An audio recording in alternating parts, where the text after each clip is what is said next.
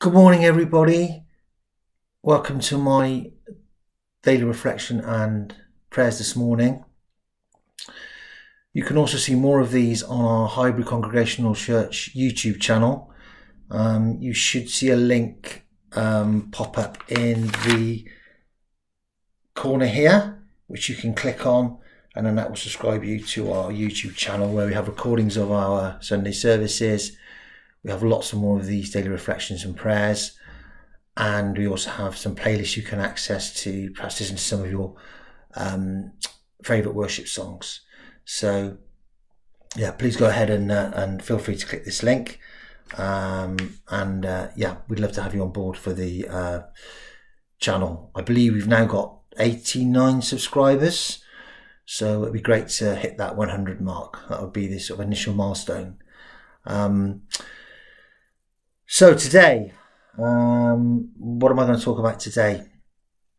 Well, as it's a Saturday, it's a day that I would normally be getting ready to go and officiate league cricket games because I'm a qualified umpire on a panel, which basically means I can officiate certain levels of cricket.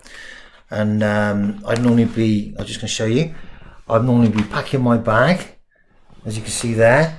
That's my bag with all my stuff I need to go and do umpiring for the day. It is a long day. We get there for about 12:30. Well, actually 12 o'clock, because we need to do a little walk round, check the ground suitable for the game, catch up with the captains, and then usually the toss is about 1 o'clock. And then the game would normally finish, if it went the full 45 overs aside, it would normally look to finish about 6:30ish. So yeah, it is a long day, but a thoroughly enjoyable day. And cricket is a massive passion of mine. It's something I've done as a kid from about the age of 8 or 9. I played till I was 54, I think it was, or 53. And then decided I wanted to give something back to the game. And as well as to get involved in coaching youngsters, I also now am a qualified umpire. So yeah, unfortunately it's not happening. So we have to wait. It's a bit of a yes-no waiting game at the moment, isn't it? So I thought I would use a cricket analogy because I think that's probably how we're all feeling at the moment with everything that's going on around the world, and certainly with COVID-19. When you have two batsmen batting, you have one batting, one at the other end, who's usually about 22 yards away. And when the striking batsman hits the ball, he'll give very clear signal whether they can run or not. He'll say yes, he'll say no, but he might say wait, because he might hit the ball to a fielder and the fielder might fumble it. So the batsman will go, wait, yes. Okay, so it's very, very clear communication. And I hadn't come up with this today. This came to me about half an hour ago in the shower again. It's not what I was going to do, but I just thought it was just so relevant at the moment because I'm also feeling pretty exhausted, mentally and physically. But that's okay. That's okay to feel like that because it gives you time to reflect and to sort of take stock of everything that's going on around you. So again, a cricket analogy is what a batsman does. He takes stock of everything that's going on around him. The irony is I wasn't a batsman, I was a fast bowler. But obviously I bowled against a lot of batsmen through the years, so I know how they're thinking, I know what their plans are, I know what their strategies are half the time. Because you need to do that to get them out. So, yeah, so at a moment in life, I think we're in a bit of a yes-no waiting game. Yes, we're being told we can do certain things. No, we're being told there are certain things we definitely can't do. And then there's sort of this indecision, there's this sort of wait. And that's the hard bit, isn't it? The wait. I feel a little bit like our lives have been taken out of our control a little bit as well. I watch a lot of these daily updates on the coronavirus, and there just doesn't seem to be any real consistent message, and it's really hard. And I feel for the younger generation as well because, like I say, I get involved in coaching and I'm currently doing under-9s coaching. And last Saturday, it was great. All the kids turned up. Very, very limited numbers. Had to keep it restricted. They all came in running, excited. You know, they probably haven't picked up a battle ball. Might be the first time this season. And it was like, yeah, great to see you guys. No, don't do that. But wait, we've got to do this first. And I just thought that must be so hard. It must be hard for teachers in schools at the moment going through the same sort of scenario. And then it sort of got me thinking about, you know, we are fortunate that we potentially have this opportunity to have this sort of wait and see. A lot of Christians around the world, they don't have that opportunity. You know, they're constantly persecuted. They're constantly living in fear. And then it got me on another train of thought. And I've been reading Acts this last week.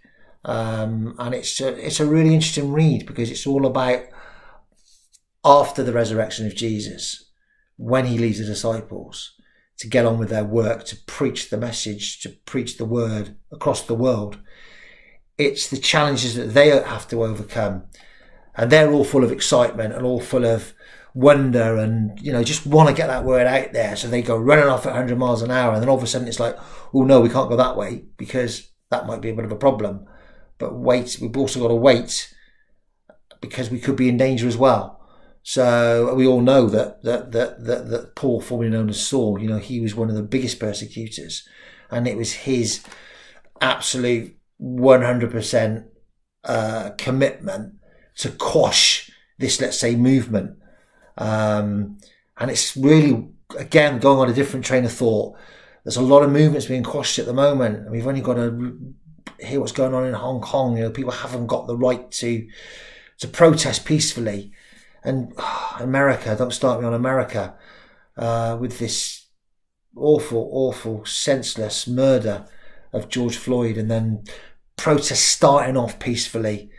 And then naturally they are going to escalate because then the more they come across offensive, the more they're going to fight back. And it just feels at the moment that our lives are being taken out of control. And I think that's what makes us exhausted. That's what makes us as tired. But like I said, we have to wait. We have to recharge our batteries. We have to recognise this time to be able to just be still and know. But it also can be pretty tiring not knowing, you know, whether to run or not to run. Going back to my cricket analogy. Because when you run, you then get an extra point. If those who don't know cricket, that's an easy way to explain it. Actually, you get a run. And the more runs you score, then you set a target for the opposition. I'm going on a ramble. I'm going off script. So I do apologise. But yeah, so when you run, you feel good. You feel elated. You feel, I've got a run. That's another run to the team's score. You feel you're contributing to the team.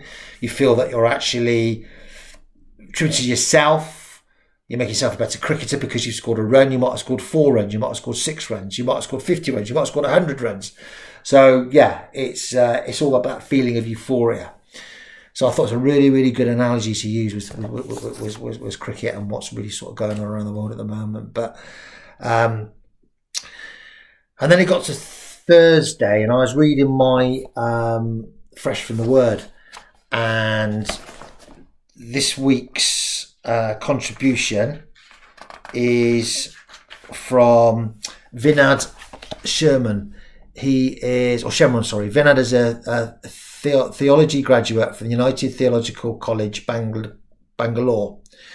He works with the Student Christian Movement of India in Bangalore as Associate Executive Secretary of the Mission and Scholarship Desk and Pastoral Assistant at the Church of the South of India Memorial Church.